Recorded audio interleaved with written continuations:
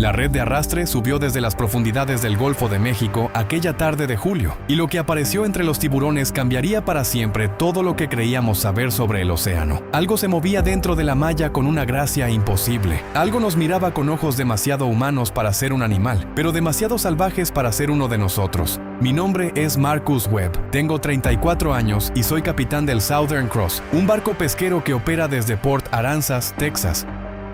Llevo 15 años en este oficio. Heredé el barco de mi padre cuando se retiró en 1989 y pensé que ya había visto todo lo que el Golfo podía mostrarme. Mi tripulación aquel verano de 1995 estaba formada por 4 hombres. Tommy Reeves, mi primer oficial, de 29 años. David Doc Morrison, nuestro ingeniero de 42 años. Jake Sullivan, de 25, la fuerza del grupo. Y Robert Chen, de 38, nuestro cocinero. Esa semana habíamos salido a buscar tiburones porque el precio del camarón estaba por los suelos y un comprador de Houston pagaba bien por aletas. Llevábamos 3 días en el mar, con una pesca decente, pero nada extraordinario. Al cuarto día decidimos probar suerte más al este, cerca de unos bancos que yo conocía desde que ayudaba a mi padre. Eran aguas más profundas, de unos 61 metros, y la corriente allí era impredecible. Mi padre decía que esas aguas guardaban secretos, pero yo siempre pensé que era superstición de viejo marinero. Cerca de las 6:30 de la tarde lanzamos la red por última vez. El sol bajaba, el horizonte ardía en tonos naranjas y rojos, y el mar estaba demasiado tranquilo. Tommy lo notó primero. Me dijo que algo no estaba bien, que el agua parecía demasiado quieta. Yo intenté restarle importancia, pero sentí ese hormigueo en la nuca que te advierte que algo viene. Dejamos la red arrastrarse durante 40 minutos. Cuando comenzamos a subirla, el cabrestante gimió bajo un peso extraño. Jake gritó que traíamos algo grande. Doc, desde el puente, dijo que la ecosonda marcaba algo raro dentro de la red, algo que se movía diferente a los tiburones. Bajé a cubierta justo cuando la red emergió del agua. Al principio vi tiburones retorciéndose, al menos una docena, pero luego la vi a ella. Creí que era un delfín atrapado, pero cuando la red cayó sobre la cubierta y las luces halógenas la iluminaron, mi mente se negó a aceptar lo que mis ojos veían. De la cintura hacia arriba parecía una mujer. Su piel era gris verdosa, pálida y brillante. Tenía el cabello largo, oscuro, entre negro y verde, pegado al rostro y a los hombros. Sus ojos eran grandes, dorados, con pupilas verticales como las de un gato, pero de la cintura hacia abajo tenía una cola enorme, musculosa, cubierta de escamas verdes, azules y plateadas. Tommy susurró, «Dios santo». Jake se quedó sin habla. Robert dejó caer su taza de café y el sonido de la cerámica rompiéndose nos sacó del trance. Doc preguntó qué demonios era eso. La criatura estaba atrapada junto con 3 tiburones toro. Uno la había mordido en la cola, aunque sus escamas parecían haber resistido la mordida. Ella luchaba contra la red con fuerza, desesperada, pero sus movimientos eran demasiado inteligentes para parecer los de un animal. Les ordené que trajeran las tijeras para cortar la red y que mantuvieran alejados a los tiburones. Jake preguntó si estaba loco, porque no sabíamos si era peligrosa. Le respondí que estaba atrapada y asustada, y que haríamos lo mismo si fuera un delfín. Me acerqué con cuidado, sus ojos se clavaron en mí, y entonces vi algo que me heló la sangre. Entendía lo que estaba pasando. Le dije suavemente que íbamos a sacarla. Para mi sorpresa, dejó de luchar y asintió lentamente. Tommy volvió con las tijeras, y durante casi 20 minutos cortamos la red mientras Jake y Robert mantenían a raya a los tiburones. Cuando por fin quedó libre, pensé que se lanzaría al agua, pero no lo hizo. Se quedó en cubierta, apoyada sobre unas manos con dedos palmeados, mientras su cola se movía lentamente sobre el metal mojado. Calculé que medía unos 2 metros con 13 centímetros desde la cabeza hasta la punta de la cola. Doc, fascinado, preguntó si podía hablar. Ella abrió la boca y con una voz extraña, como si el agua pasara a través de su garganta, respondió que sí. El silencio fue absoluto. Nadie sabía qué decir.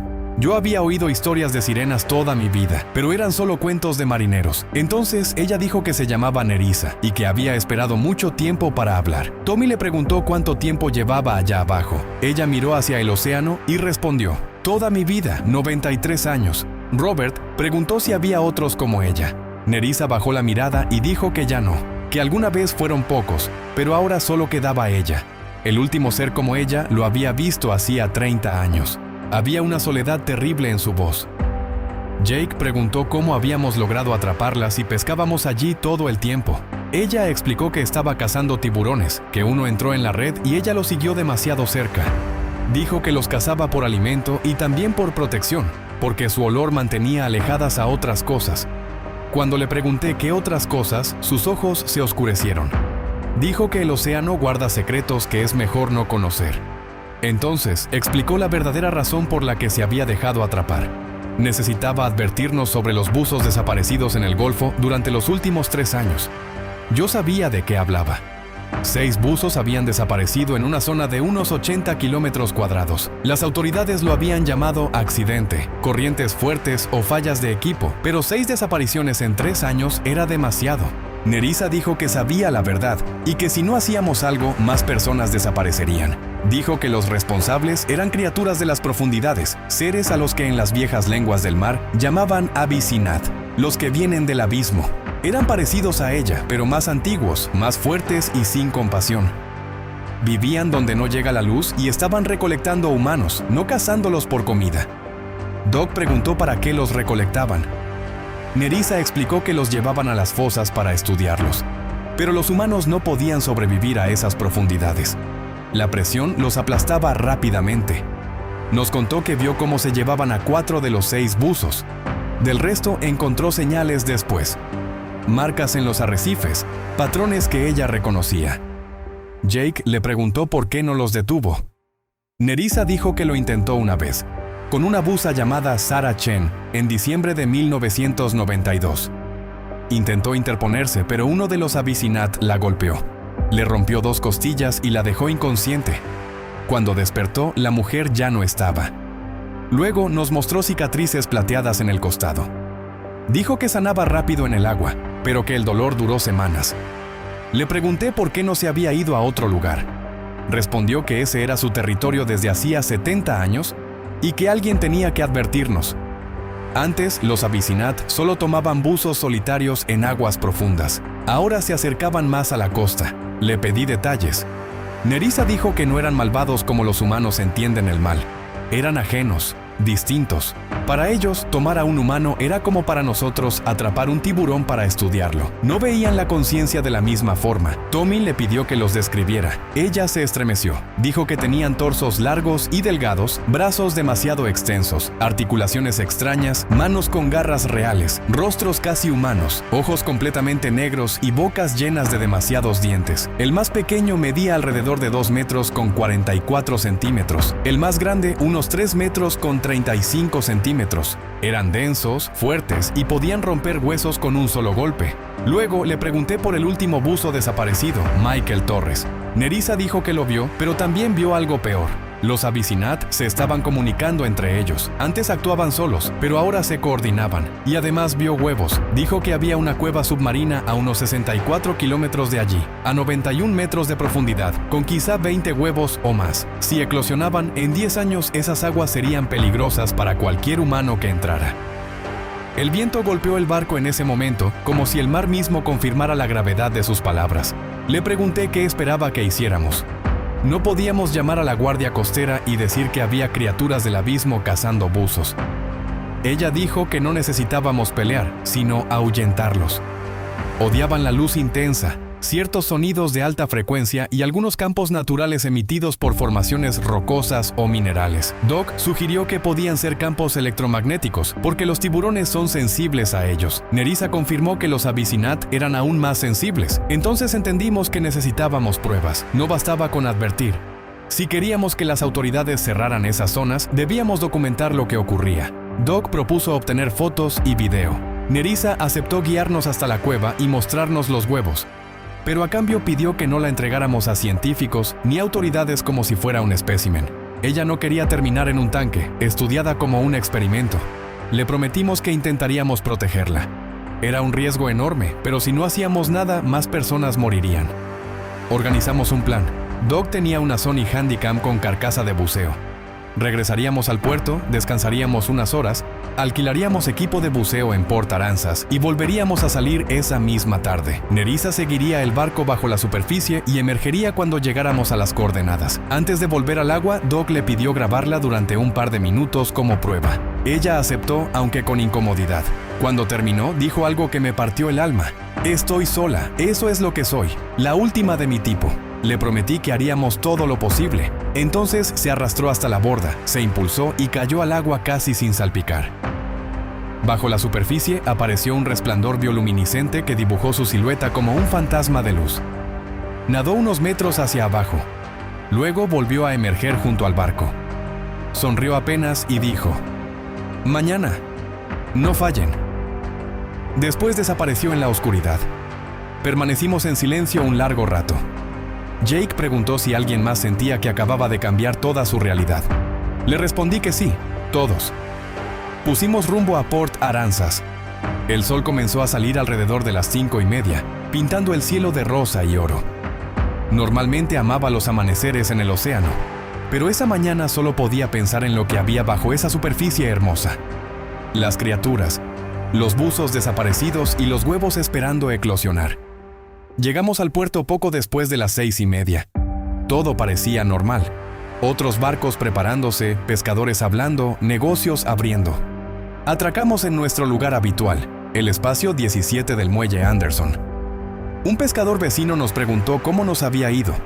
Le dije que decente, que habíamos capturado algunos tiburones y que saldríamos de nuevo esa tarde porque teníamos una pista sobre un buen banco de camarones. Era una excusa sencilla y creíble. Descargamos la pesca, repartimos el pago preliminar y envié a Tommy, Jake y Robert a casa para descansar. Doc y yo fuimos por café y luego a Ocean Adventures, la tienda de buceo de Sam Martínez. Le dije a Sam que queríamos alquilar equipo completo para 2 personas, porque estábamos pensando en explorar algunos naufragios y quizá entrar al negocio de recuperación. Sam sospechó un poco, pero aceptó. Nos preparó trajes de neopreno, tanques, reguladores, chalecos de flotabilidad, máscaras, aletas y todo lo necesario. También nos dio un repaso rápido de seguridad, advirtiendo sobre la narcosis por nitrógeno, la descompresión y los límites de tiempo en inmersiones profundas. Cargamos todo en la camioneta de Doc y fuimos a mi casa para dormir unas horas. Vivía en una casa pequeña de 2 habitaciones en la zona norte de Port Aransas. Guardamos el equipo en el garaje y me acosté. Pero el sueño tardó en llegar. No dejaba de ver los ojos dorados de Nerissa, de escuchar su voz diciendo 93 años, y de imaginar los rostros casi humanos de los Abysinat, con sus ojos negros y sus bocas llenas de dientes. Cuando sonó la alarma, me sentía peor que antes. Me duché con agua fría, me vestí y encontré a Doc preparando café en mi vieja cafetera. Mientras bebíamos, sonó el teléfono. Era Sam, de Ocean Adventures. Dijo que un hombre acababa de entrar preguntando por mí. Quería saber qué equipo había alquilado, dónde planeábamos bucear y cuándo saldríamos. Según Sam, no era local. Vestía traje y corbata bajo aquel calor. Decía pertenecer a una agencia federal relacionada con recursos naturales y tenía unos ojos fríos como de tiburón. Sam no le dio información porque no tenía una orden. Le agradecí, pero al colgar supe que algo iba mal. Doc preguntó si alguien nos estaba investigando. Le dije que eso parecía. Tal vez alguien vio algo la noche anterior, quizá otro barco, un avión o algo peor. No lo sabíamos, pero tampoco podíamos echarnos atrás. Nerissa contaba con nosotros y si su historia era cierta, había vidas en peligro. Regresamos al puerto a las 3. Tommy, Jake y Robert ya estaban en el Southern Cross revisando sistemas. Les conté lo del hombre que preguntó por nosotros. A Tommy no le gustó nada, pero acordamos seguir adelante con más cuidado. Si veíamos algo raro, cancelaríamos la misión. A las 3:30, el Southern Cross salió del puerto. Pasamos junto a los barcos, las tiendas de carnada y los restaurantes del muelle. Todo se veía normal, demasiado normal para lo que estábamos a punto de hacer. Una vez en mar abierto, aumenté la velocidad a unos 22 kilómetros por hora y marqué en el GPS las coordenadas que Nerissa había señalado. Doc iba conmigo en el puente, vigilando la radio y la ecosonda. Tommy, Jake y Robert preparaban equipo de pesca encubierta para mantener la apariencia de una salida normal. Después de una hora, Doc señaló la ecosonda. Algo grande se movía bajo nosotros, manteniendo exactamente la misma velocidad que el barco. No ganaba terreno ni se quedaba atrás. Era Nerissa. Nadaba bajo la superficie, siguiéndonos como si el océano no ofreciera resistencia. El sol comenzó a caer y el cielo se volvió naranja y púrpura. Al sur se acumulaban nubes oscuras y de vez en cuando brillaban relámpagos lejanos. La radio decía que la tormenta pasaría al sur, pero en el Golfo nunca se puede confiar del todo. Cerca de las 11 de la noche llegamos a las coordenadas. Reduje la velocidad y dejé el motor en punto muerto. Encendimos las luces halógenas del barco que iluminaron un círculo de unos 15 metros sobre el agua oscura. Todos subieron a cubierta. Jake preguntó qué seguía. Le dije que esperar. Entonces la ecosonda pitó. La señal que nos había seguido comenzó a subir. Todos miramos hacia el agua. Primero no vimos nada. Luego apareció aquel brillo bioluminiscente bajo la superficie. Nerissa emergió a unos 6 metros del barco, con el cabello pegado al rostro y los ojos dorados reflejando nuestras luces. Nadó hacia nosotros con una gracia imposible y se sujetó de la escalera lateral. Su voz sonó más firme que la noche anterior cuando dijo: «Hola, están aquí, lo prometimos», dije. «¿Cómo fue el viaje?» «Largo pero manejable». «¿Tienen el equipo?» «Todo listo». Nerissa miró el cielo, las nubes acercándose, y dijo que debíamos hacerlo ahora, antes de que la tormenta empeorara el mar. Sabíamos que era peligroso, pero en el océano siempre lo es. Doc y yo nos pusimos los trajes de neopreno, cargamos los tanques y revisamos el equipo. Tommy me detuvo antes de bajar. Me preguntó si estaba seguro. Le dije la verdad. No, pero íbamos a hacerlo. Le ordené que, si no volvíamos en 2 horas, llamara a la guardia costera y no intentara rescatarnos. Dudó, pero aceptó. Bajamos al agua. Estaba cálida, tranquila, engañosamente pacífica. Nerissa nos rodeó y nos dio una última advertencia: no separarnos y seguirla sin dudar. Asentimos y comenzamos a descender. La luz del barco desapareció rápidamente. Encendimos las linternas. A medida que bajábamos, la presión aumentaba y el mundo se volvía negro. Solo veíamos el resplandor bioluminiscente de Nerissa guiándonos. Pasamos los 15 metros, luego los 25, luego más profundo. A unos 50 metros el fondo apareció y vimos el cañón submarino. Una caída abrupta hacia la oscuridad. Nerissa descendió por su pared hasta una abertura estrecha. Entró primero. Doc la siguió. Yo detrás. El túnel era angosto, rozando las rocas con el tanque, pero al final se abrió en una caverna. Y ahí estaban, 23 huevos, alineados en el fondo, grandes como balones, brillando desde dentro, latiendo con vida. Doc comenzó a grabar. Me acerqué a uno. Algo se movía dentro. Entonces, sin aviso, el huevo se abrió. La criatura salió disparada hacia mí. Era pequeña, pero llena de dientes y garras. Me atacó, pero no logró atravesar el traje. Nerissa reaccionó de inmediato, la atrapó y nos ordenó salir. No lo pensamos. Doc ya nadaba hacia la salida. Yo detrás. Miré atrás y vi más huevos rompiéndose. Más criaturas emergiendo. Salimos del túnel al cañón. Y entonces lo vi. Un Abysinat adulto. Enorme. Casi humano. Pero no. Ojos completamente negros. Boca llena de filas interminables de dientes. Emitió un sonido grave que se sentía en el cuerpo. Luego aparecieron otros 2. 3 en total. Justo como Nerissa había dicho. Ella soltó a la cría y nos empujó hacia arriba. Ascendimos lo más rápido posible, pero teníamos un problema: la descompresión. No podíamos subir sin parar o podríamos morir. A 15 pies nos detuvimos. 3 minutos. Solo 3 minutos.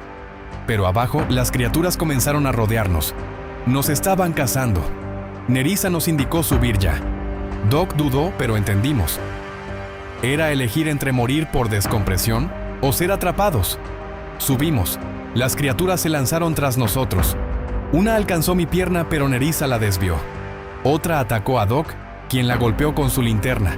Finalmente rompimos la superficie. El aire nunca había sabido mejor. La tripulación nos ayudó a subir. Nerissa también. Grité que arrancaran el motor. El Southern Cross rugió y comenzó a avanzar. Miré atrás. Los 3 Abysinat emergieron observándonos, emitiendo ese sonido inquietante, y luego desaparecieron bajo el agua. Nos desplomamos en la cubierta, temblando.